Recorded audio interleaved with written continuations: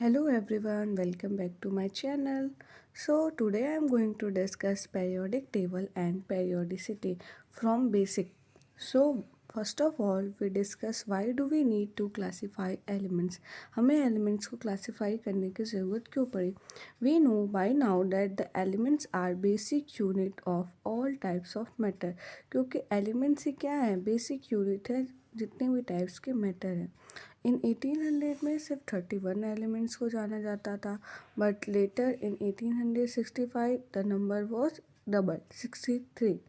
So at the present 118 elements are known.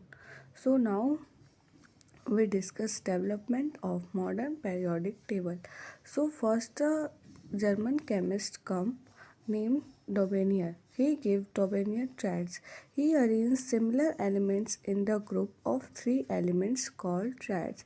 इन्होंने 3 similar element को एक group में arrange किया जिसको उन्होंने triads नेम दिया.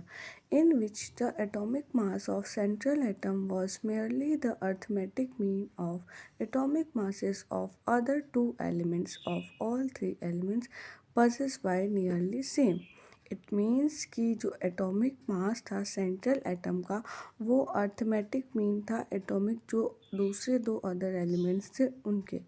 इसलिए जैसे कि उन्होंने एग्जांपल में लिया है लिथियम, सोडियम, पोटेशियम. अगर हम लिथियम का एटॉमिक मास देखें तो वो 7 होता है, सोडियम का 23 होता है, पोटेशियम का 39 होता है. तो 7 + 39 first and last element third element का एटॉमिक मास हम ऐड करेंगे देन 2 से डिवाइड करेंगे तो we get the atomic mass of sodium atom.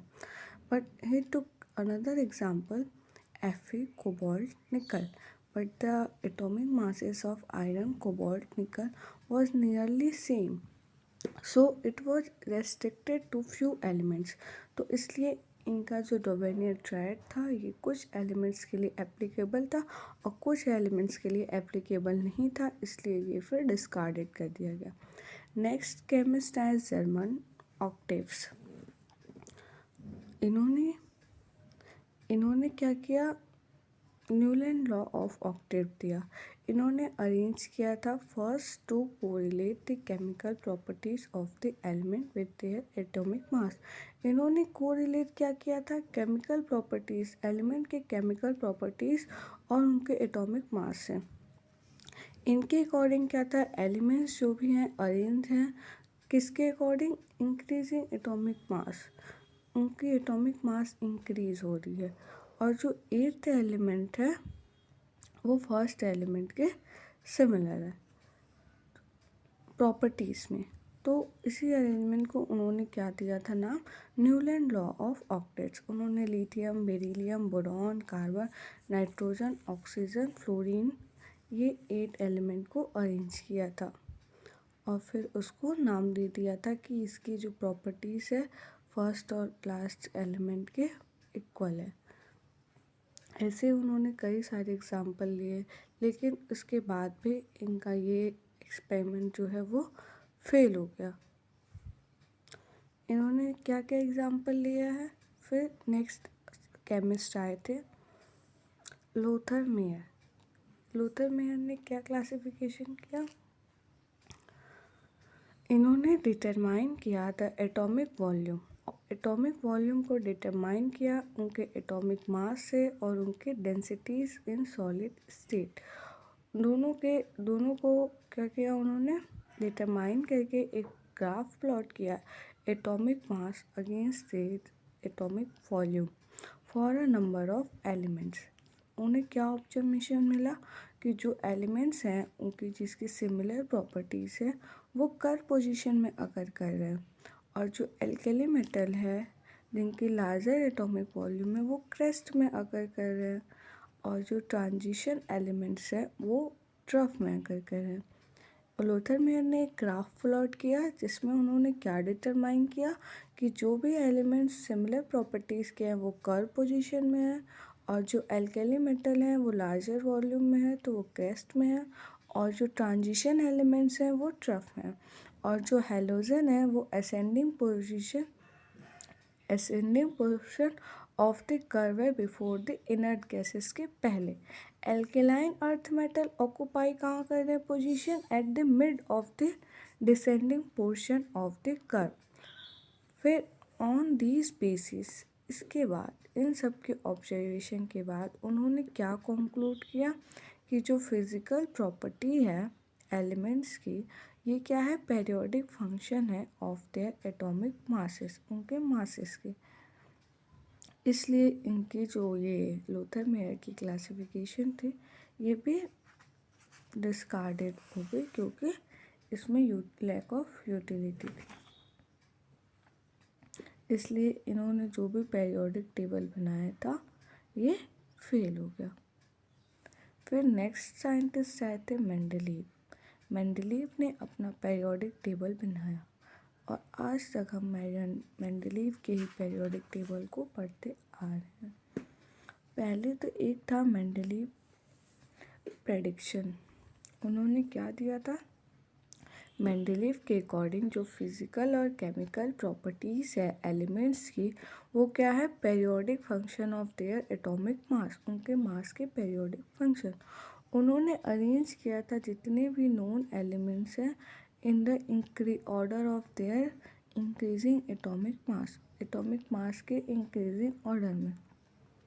और उन्होंने क्या कंसिडर किया था कि जो फैक्ट्स हैं कि एलिमेंट्स जो हैं वो सिमिलर प्रॉपर्टीज़ के वो क्या होंगे? वर्टिकल कॉलम में होंगे, और जो एलिमेंट्स नोन नहीं थे उनके लिए ब्लैंक छोड़ दिया गया था। और टेबल को डिवाइड किया गया था 9 वर्टिकल कॉलम में जिसको ग्रुप कहते हैं, और 7 हॉरिजेंटल रोज जिसको पीरियड कहते हैं।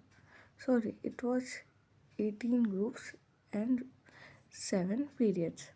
तो टेबल क्या था उनका?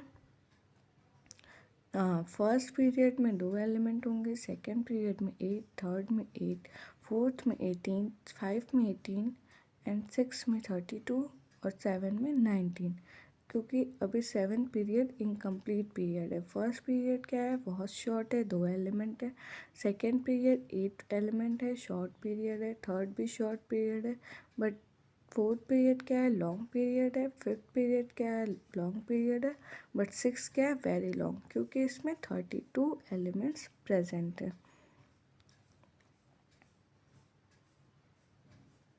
Merits of Mendeleev periodic table. Mendeleev periodic table के मेरिट्स क्या थे?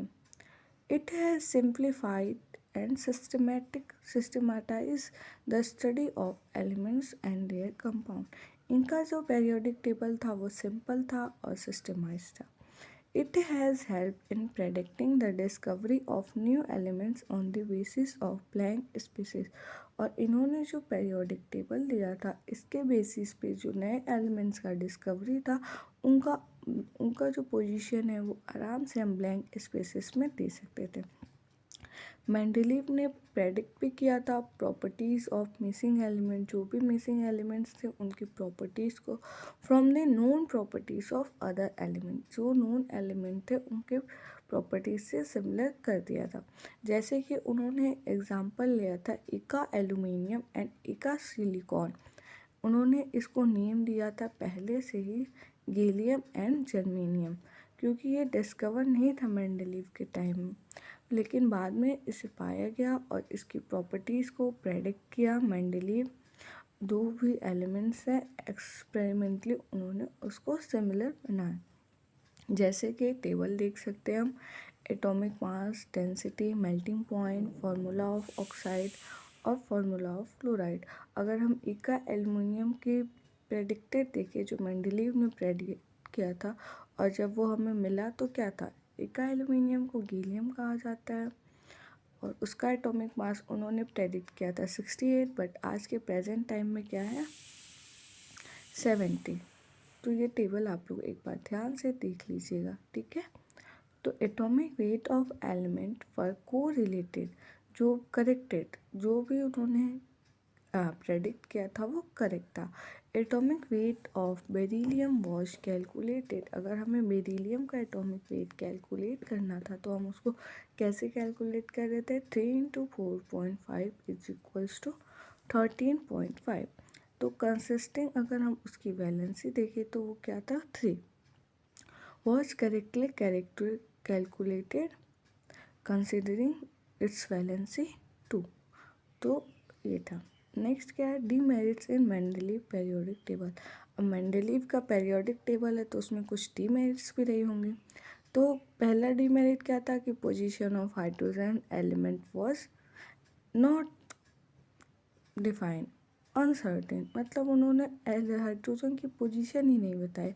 It has been 1A placed in 1A and 7A group, क्योंकि because it resemblance in both group. Next no separate position were given to isotope.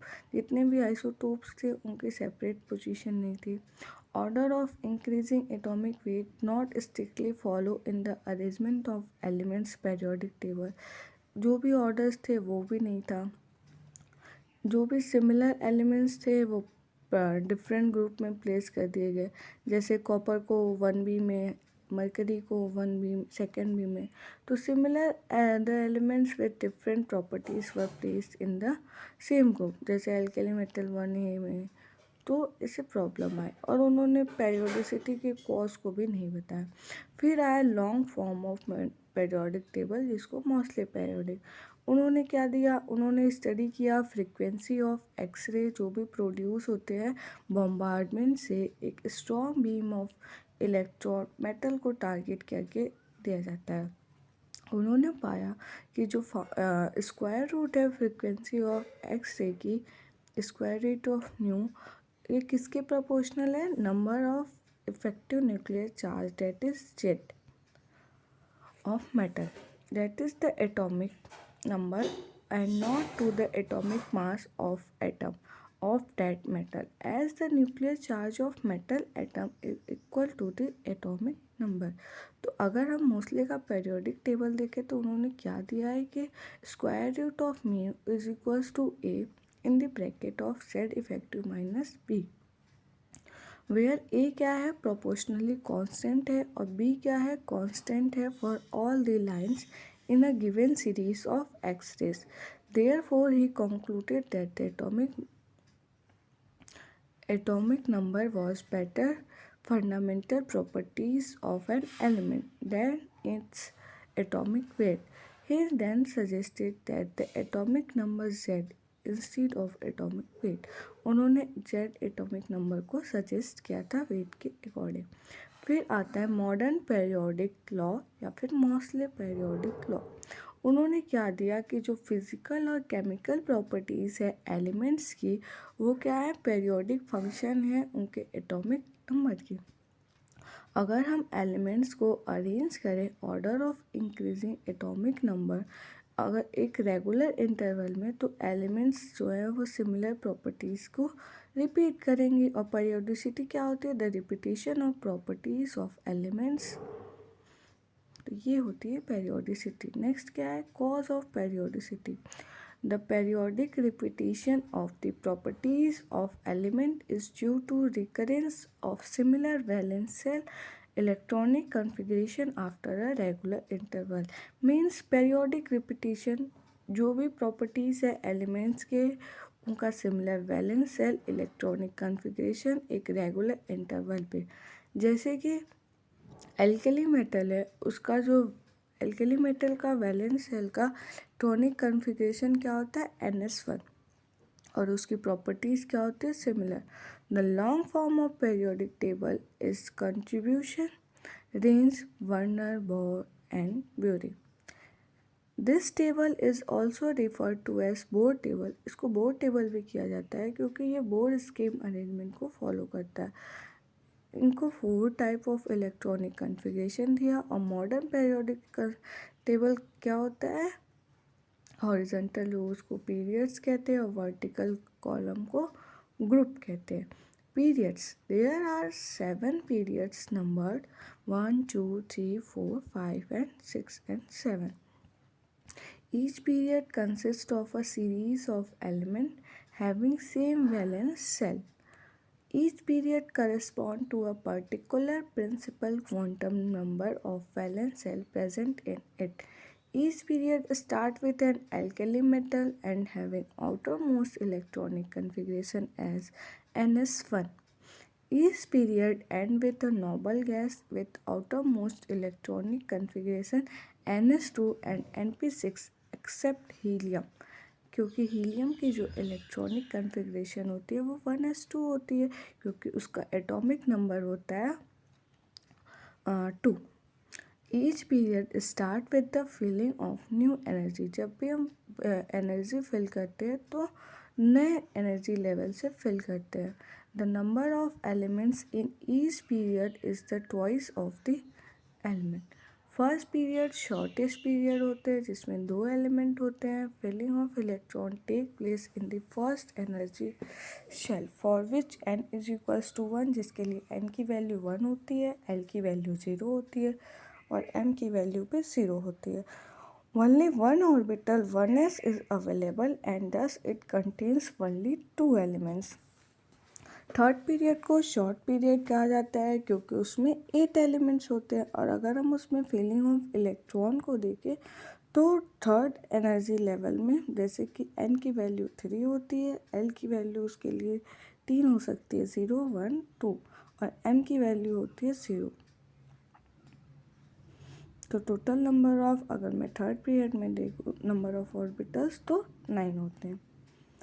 But the energy of 3D orbitals are higher than 4s orbitals. Therefore, 4 orbitals 1s, 3s, 3p orbitals correspond to n is equals to 3.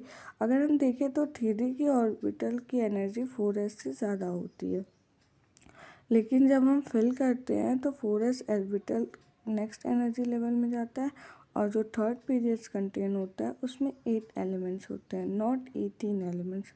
अब अगर मैं discuss करूँ groups के बारे में तो there are 18 group numbers. 18 होते हैं 1 2 लेके 18 तक. ग्रुप जो है वो कंसिस्ट होते हैं एक सीरीज ऑफ एलिमेंट्स में जिसमें similar valence shell electronic configuration present होते हैं. अब हम डिस्कस करेंगे पीरियोडिक टेबल को. ये है हमारा पीरियोडिक टेबल जिसमें 4 ब्लॉक ऑफ एलिमेंट्स होते हैं. First S block, P block, D block and inner transition metals को कहते हैं F block. S block elements में क्या होते हैं, जनरली मेटल्स होते हैं. सो एस ब्लॉक में जो एलिमेंट्स होते हैं उसमें 2 ग्रुप्स होते हैं. ग्रुप फर्स्ट जो होते हैं वो एल्केली मेटल्स होते हैं और ग्रुप सेकंड जो होते हैं वो एल्केलाइन अर्थ मेटल होते हैं. लेकिन हाइड्रोजन क्या है, वो ना ही एल्केली है ना ही वो मेटल है. नेक्स्ट क्या है, एल्केली मेटल्स क्या होते हैं. अगर एल्केली मेटल्स को हम डिसॉल्व करें वाटर में तो वो बेसिक इन नेचर होते हैं. ठीक है. नेक्स्ट पी ब्लॉक में अगर हम एलिमेंट्स देखें तो इसमें ग्रुप 13 से लेकर ग्रुप 18 तक के एलिमेंट्स होते हैं. ग्रुप 13 को बोरॉन फैमिली कहते हैं, ग्रुप 14 को कार्बन फैमिली कहते हैं, ग्रुप 15 को नाइट्रोजन फैमिली कहते हैं एंड ग्रुप 16 को ऑक्सीजन फैमिली या फिर चाल्कोजेंस कहते हैं. ग्रुप 17 को हेलोजेंस कहते हैं और ग्रुप 18 को नोबल गैसेस कहते हैं. वहीं अगर हम डी ब्लॉक एलिमेंट्स की बात करें तो उसमें 3D सीरीज़, 4D सीरीज़ और 5D सीरीज़ होती है. नेक्स्ट अगर मैं एफ ब्लॉक एलिमेंट्स की बात करूं तो उसमें क्या है, लेंथेनॉइड सीरीज़ है और एक्टिनॉइड्स सीरीज़ है. ठीक है. Classification of elements. एलिमेंट्स का क्लासिफिकेशन कैसे होगा, it is based on the type of orbitals which receive the differentiating electron. ये डिपेंड करता है कि लास्ट इलेक्ट्रॉन कौन सा एंटर कर रहा है, उनके ऑर्बिटल्स में कौन से टाइप की ऑर्बिटल है. एस ब्लॉक एलिमेंट्स क्या है, when shell up to n-1 are completely filled and the last electron enters the s orbital of the outermost nth shell, the element of this class called s block. It means कि जो last electron जो है वो enter करेगा s orbital के outer most shell में, इसलिए उसको एस ब्लॉक एलिमेंट बोलते हैं. Group 1 and 2 constitute the s block. General electronic configuration क्या होती है, inert gas, that is 1s2.